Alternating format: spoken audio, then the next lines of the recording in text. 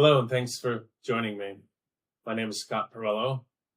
I'm COO and partner with the Building Envelope Group.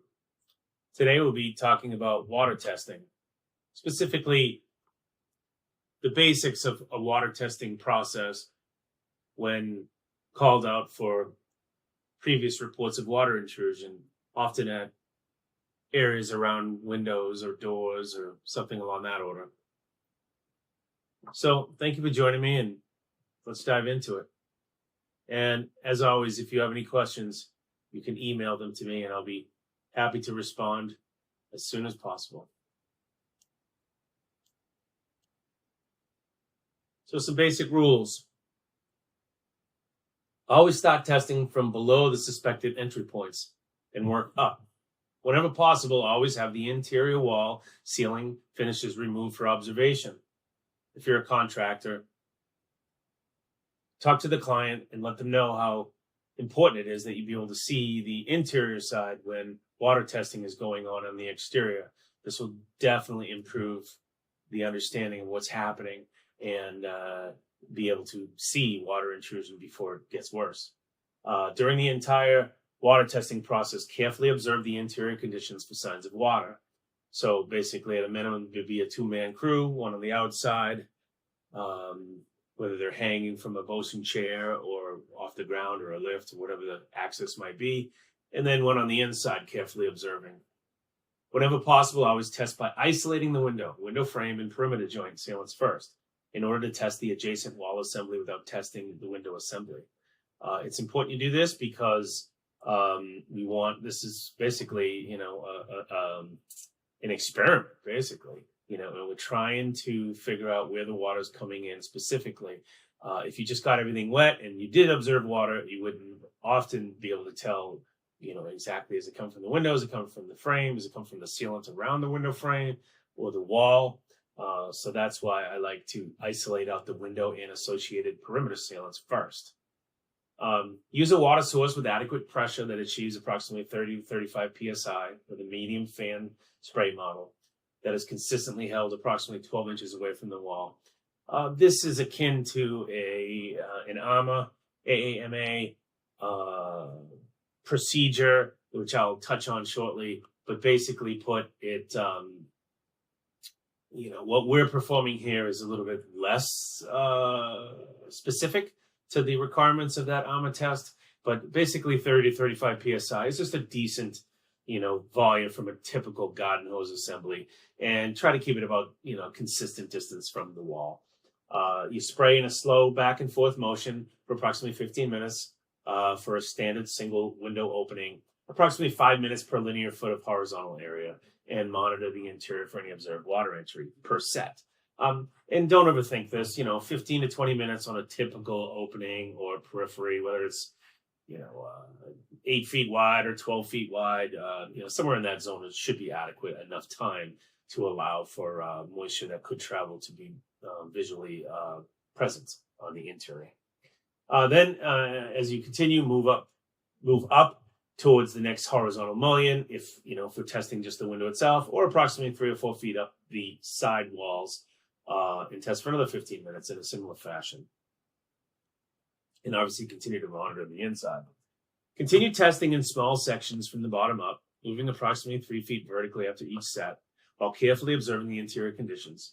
Throughout the entire process, record the steps, the locations, time spent water testing each, and if water was observed at the interior or not. Typically, a line to use on a generic report would be, test technicians sprayed water at such and such location for 15 minutes and observed no water. Or after 7 minutes of testing at this area, technicians observed water entry. Keep it simple.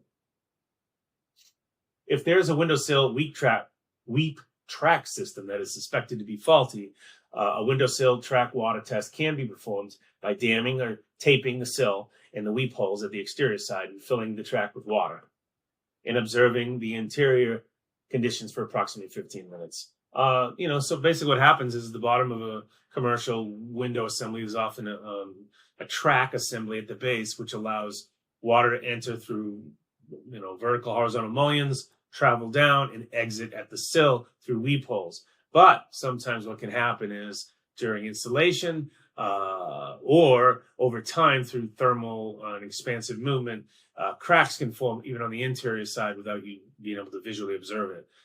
And then water that enters that track can actually enter through the window frame itself. So this is a good test. Just fill it up with water, wait, observe. Once again, if there's interior openings, that would be much more ideal so that you can see it quicker. Sometimes, if it's not open, you're not being able to tell where the water's going, and you can spray for an hour and not see it, and then maybe the next day it shows up somewhere else, or it just continues within the wall system, creating more issues which you don't even know about until quite some time. The window system itself can be tested in similar fashion as stated. Direct water at all the mullions, gaskets, sealant joints, everything. And obviously continue to monitor.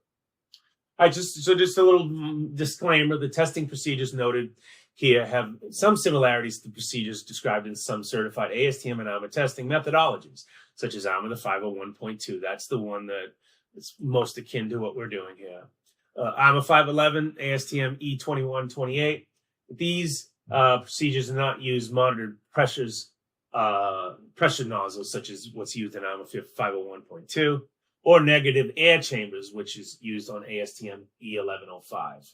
I do another presentation about just basic envelope, building envelope basics, and I talk about the effect of negative air pressure in a wall system. So there's two forms of, action against moisture within a wall. One is gravity, of course, and the other is negative air. So this ASTM E1105 actually puts together a chamber on the exterior and interior sides of the wall and window assembly being tested, and then puts in negative air through use of a blower that mimics wind-driven rain on the outside. But once again, the purpose of these tests are pretty simple, just visual observations and water spraying, but at least there's some methodology to it. We're not just out there spraying water aimlessly at the side and see if water comes in. Anyway, these are simple water test procedures that rely on point-to-point water entry and capillary moisture movement throughout the wall system during testing. That's what we're performing. It is possible, however, that water could present itself at a significant time period after testing is completed. I just mentioned that. Additional interior viewing access holes and additional water testing may be required if A, water entry is not observed during initial testing, or B, interior water entry is observed at a later time and different location than from the previously reported observation points. All right. So once again, this is just an example of opening up the interior so you can see the back side of the wall. So when you're spraying on the outside, at least it'll present itself quicker. This is obviously at a wall base, but it could be at the window head, or multiple smaller holes would be even better. If it's a window coming up from above, whether it's a drop ceiling, open that up, and then maybe the drywall, maybe stained drywall, open that up, and maybe underneath the sill, that kind of thing. All right, so there's just basically some frames going forward. We're gonna theoretically test the one on the left, and the one on the right will stay untouched for clarity and discussion. So you start with isolating the window. We did, first of all, just to back up, you always do, when you do a leak response, you always visually observe everything. You assess the situation. You look for any potential issues in the window frame itself, the glazing gaskets, perimeter sealants, things along that order, the weep track, as I said before. And then you look at the wall system itself. Let's just assume, they saw water up here. We're looking at the spandrel. The spandrel is that whole area basically between floors, between the sill and the next floor and the head of this window. We're looking for any potential entry points, and we're just assessing, does it make sense to isolate the window here to focus on the wall first before we go spray water everywhere? More often than not, that should be the protocol, but for clarity, we're just going to make the assumption here. So note, the window is isolated, not just the window itself, but also the window frame and the perimeter sealants. So the assumption here is that it's taped I like to use the plastic sticky tape that you'll find with building wrap, like Tyvek or one of those types. It's just that plastic. It's very sticky and it works really well in these conditions. Better than duct tape or any other sorts of tape that I've ever worked with. And it's waterproof, so I would recommend using that tape. Anyway, you're sealing to the actual building components itself. Whether it be brick, precast, concrete, metal, whatever it might be. So basically, when you're spraying water in these sections, you're isolating out the window and the perimeter sealants from the test. So it's an experiment. You don't want to, taint the experiment by water getting behind you.